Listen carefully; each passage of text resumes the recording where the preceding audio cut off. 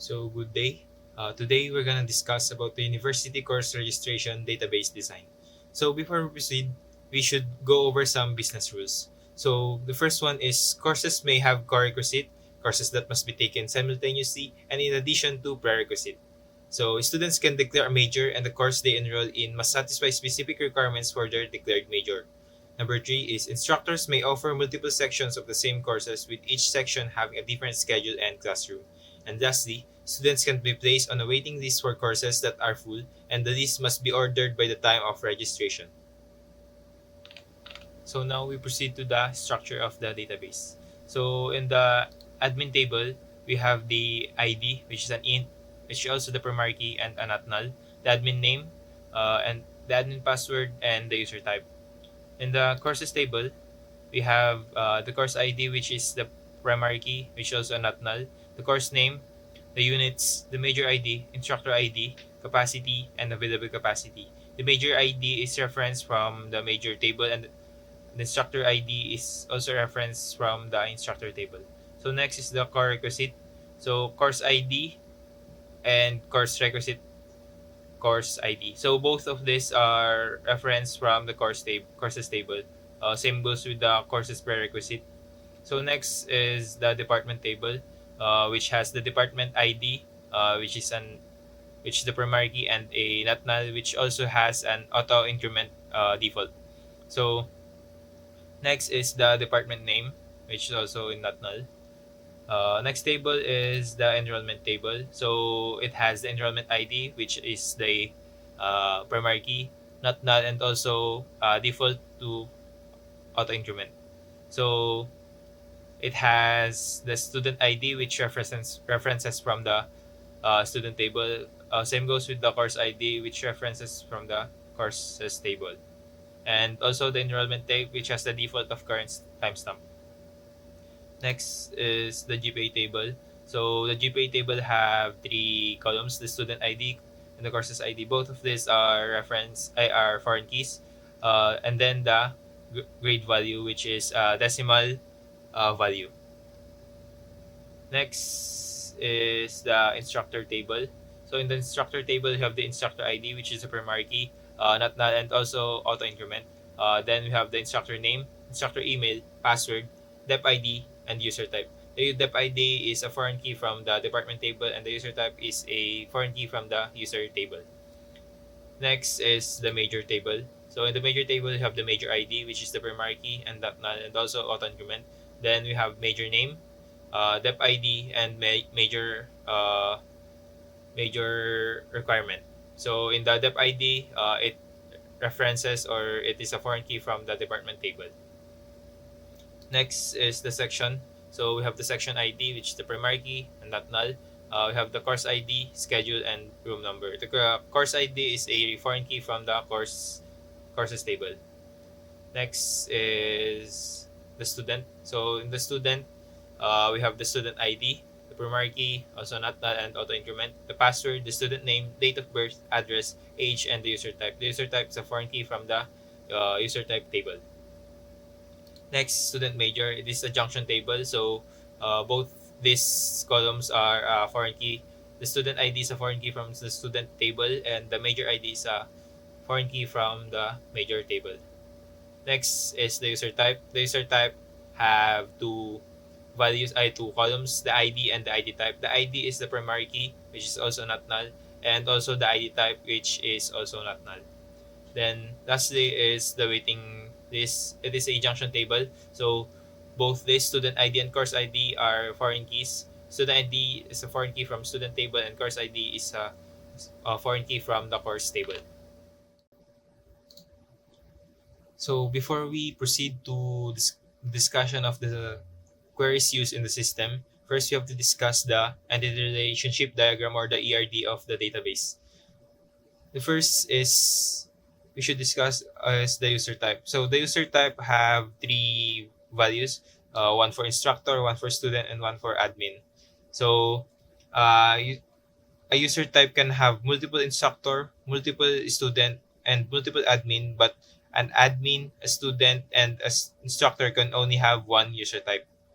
So Same goes in instructor. Instructor can only belong to a single department, but a department can have multiple instructors, and also a department can have multiple majors, but a belongs to a single department. In courses, a course can have multiple prerequisite and co-requisite, but each co-requisite and prerequisite only belongs to a single course. And also, in the student and the courses, course can be enrolled multiple times. Same goes with the student. A student can enroll multiple times. Also, as instructor can teach multiple courses, but a course can only be taught by a single instructor.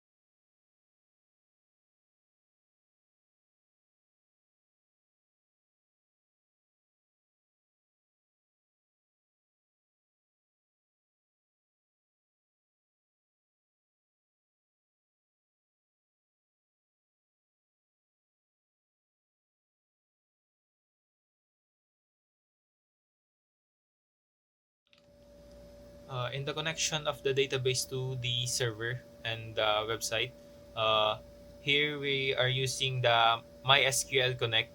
So the server is the local host, which is the device I'm using. The username is root. The password is this. My password in the database, and the database will be the univ enroll. So if the connection failed, it will have an error, establishment of connection failed, and then it will display the error.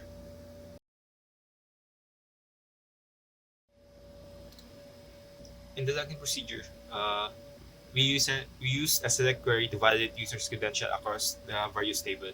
As you can see here, we have three select queries for instructor, a student, and admin. In instructor, we have select all from instructor, where instructor ID is the user input and the password is the user input, and the user type is one. This user type is a foreign key from the user table.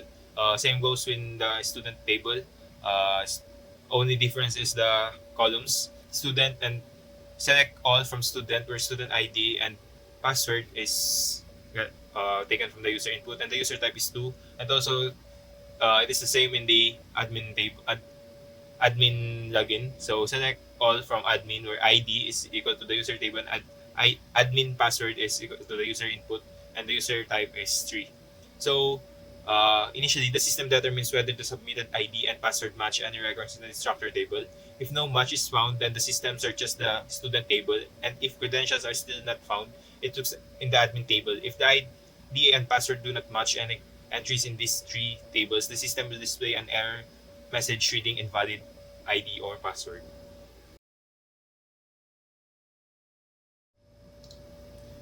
So the query used to view student enrolled in each department employs a select statement, just like in logging in conjunction with the join clauses. to combine data from multiple tables. Specifically, it retrieves the student ID, password, name, date of birth, address, major, course, and enrollment date. The query joins the student course, major, and enrollment tables based on the respective foreign key relationships. Additionally, it filters the result by a specified department ID, ensuring that only students enrolled in courses within selected department are displayed.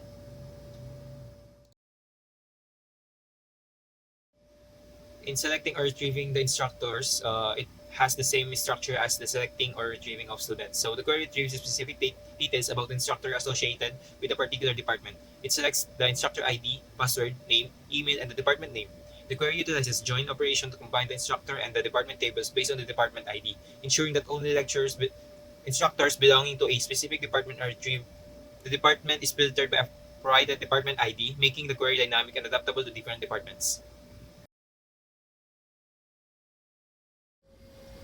In selecting or retrieving the courses, we're utilizing this query. So the query is designed to retrieve detailed information about courses, including their instructor, capacity, prerequisite, and core-requisite within a specific major. The query selects the course ID, course name, instructor name, capacity, available capacity, and list of prerequisites and core-requisite courses. The query uses multiple join operations to gather data from the course instructor, course prerequisite, and course core-requisite tables while employing the group concat uh, function to aggregate multiple prerequisites and core-requisites into a comma-separated list. These results are filtered by a specific major ID. So in adding or inserting student into the database, we don't have to use the insert into statement. As we can see here, insert into student, which is the table name, student name, date of birth, address, age, and the user type. The user type is a unique ID or unique number to differentiate the different types of user. One is for instructor, two is for students, and three is for admins. And then we can see here the values. Here are the placeholder for the user inputs to be inserted into the student table. After adding a student into the database, we have to assign a major to that student. First, we have to find the student and the major in the database. The first query utilizes a select statement, which goes like select student ID from student, where student name is equal to the user input.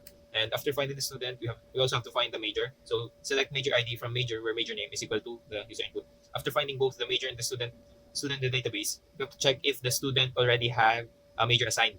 So select all from student major. Student major is a table, a junction table, where student ID is equal to the user input. So if the student already have a major, a message will pop up saying student already has a major assigned because student can only have one major.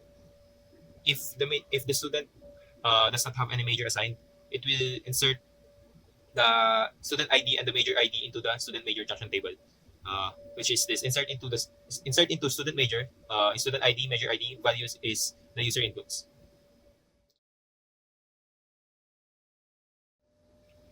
After assigning a major to a student, you have to enroll it to a course. So uh, first you have to find the student in the database using the select statement.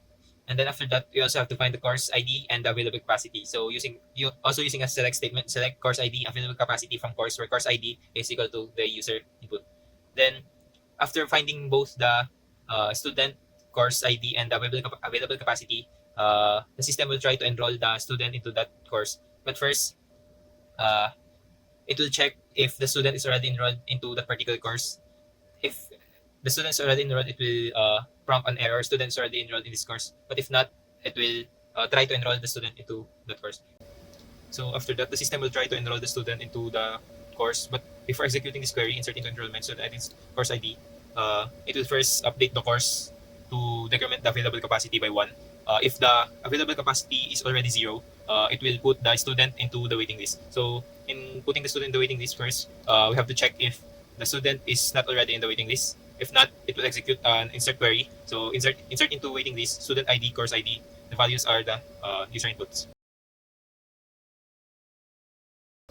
So inserting or adding new instructor is quite the same as inserting or adding new students. So in here we also utilize the insert into statement. So you can see here, insert into instructor name, instructor email, SW or the password, dep ID, and the user type. The user type is default to 1 because it is we're adding a new instructor. And then the values is R. The values are user inputs.